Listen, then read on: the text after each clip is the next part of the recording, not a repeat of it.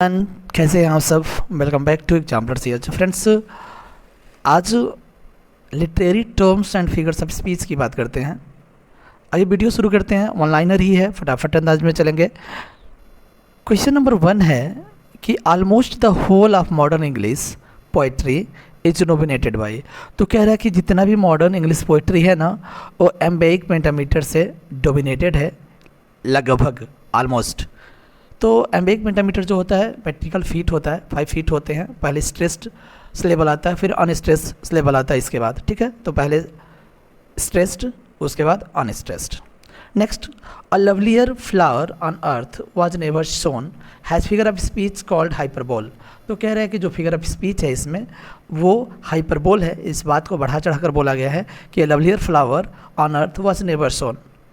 तो आपको बता दें, ये लाइन है विलियम वर्ड्सवर्थ के, एक पोइट्री है एजुकेशन ऑफ नेचर, यानी लूसी पोएम्स के अंतर्गत एजुकेशन ऑफ नेचर पोएम्स लिया गया है लाइन, ठीक है, ध्यान रखिएगा। बढ़ते हैं नेक्स्ट क्वेश्चन की ओर। स्वीट पेन यानी two opposite qualities presented together. तो जहाँ दो अपोजिट क्वालिटीज एक साथ आए, जैसे स्वीट पेन, तो वहाँ एक्जिमोरान होता है, स्वीट है, पेन है। The use of the word with humor satirical intention so that the meaning is directly the opposite of what is said। यानी जो कुछ भी कहा जाता है उसका मीनिंग जो होता है वो अपोजिट होता है, तो वो होता है आयरनी, ठीक है, वो आयरनी होता है।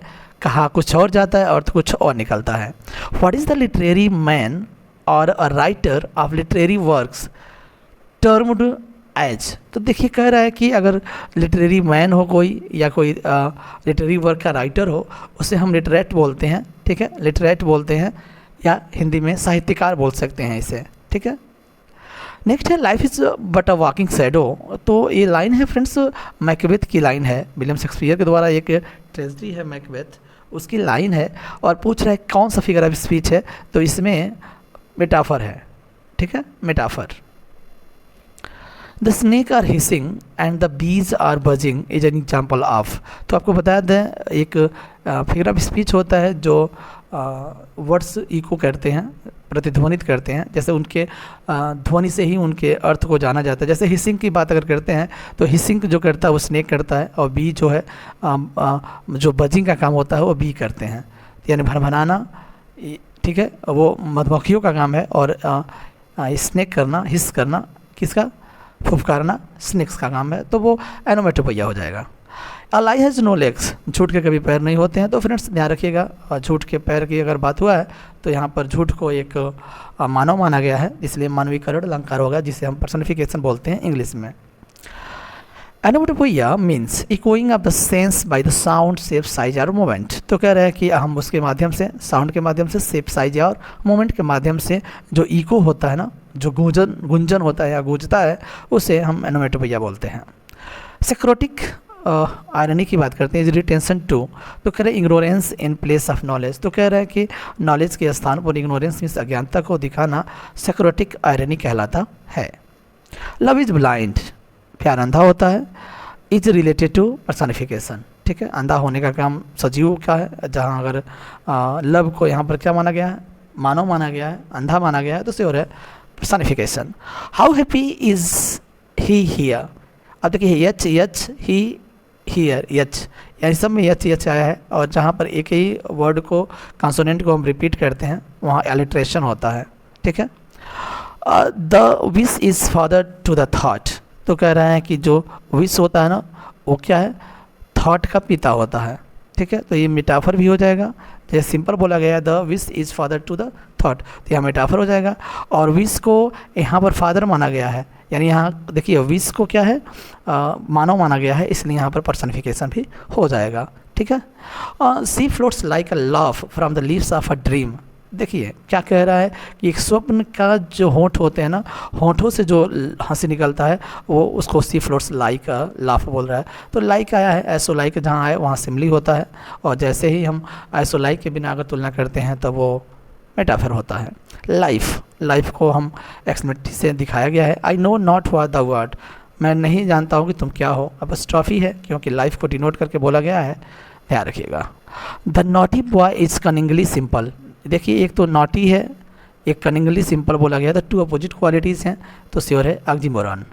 I hear lake after lapping with low sounds by the shore. तो लैपिंग पानी का जो गिरना होता है ना, तो एक्चुअली जहाँ साउंड की बात आए तो वहाँ एनोमेटोपोइया होता है, अगर हम फिगर ऑफ स्पीच की बात कर रहे हैं तो।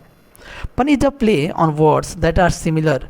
तो कह रहा है कि पन एक प्ले होता है शब्दों का जो सिमिलर होता है in sound but diverse in meaning. तो साउंड में सेम होता है लेकिन अर्थ में उल्टा होता है।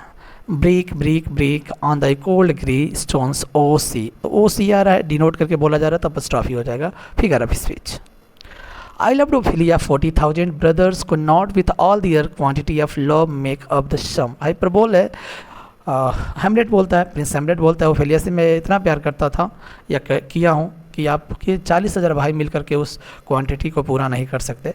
हाइपरबोल है, बढ़ा चढ़ा कर बोला गया है, यानी हेमलेट इतना प्यार करता है ओफेलिया से कि उसके अगर 40,000 भाई भी उसको प्यार करें ना तो वो उसके सम को पूरा नहीं कर पाएंगे। बढ़ा चढ़ा कर बोला गया है, और जहाँ पर ऐसी बातें होती हैं तो श्योर है कि हम हाइपरबोल की बात करते हैं वहाँ पर। अब बात करते हैं a direct address either to an absent person or to an abstract or inanimate entity called apostrophe. तो कह रहा है जहाँ पर हम एक एब्सेंट व्यक्ति को एड्रेस करते हों या निर्जीव व्यक्तियों को या निर्जीव किसी इकाई को हम अगर एड्रेस कर रहे हैं, ठीक है, निर्देश कर रहे हैं, तो श्योर है कि वहाँ पर एपोस्ट्रॉफी हो जाएगा फिगर ऑफ स्पीच। सिनेक्डोकिव का मतलब पूछ रहा है फ्रेंड्स, तो आपको बता दें ये part of something use to signify the whole, यानी कुछ चीज़ का एक ऐसा हिस्सा जो पूरे चीज़ को बताए वो सिनेक्डोकिव होता है।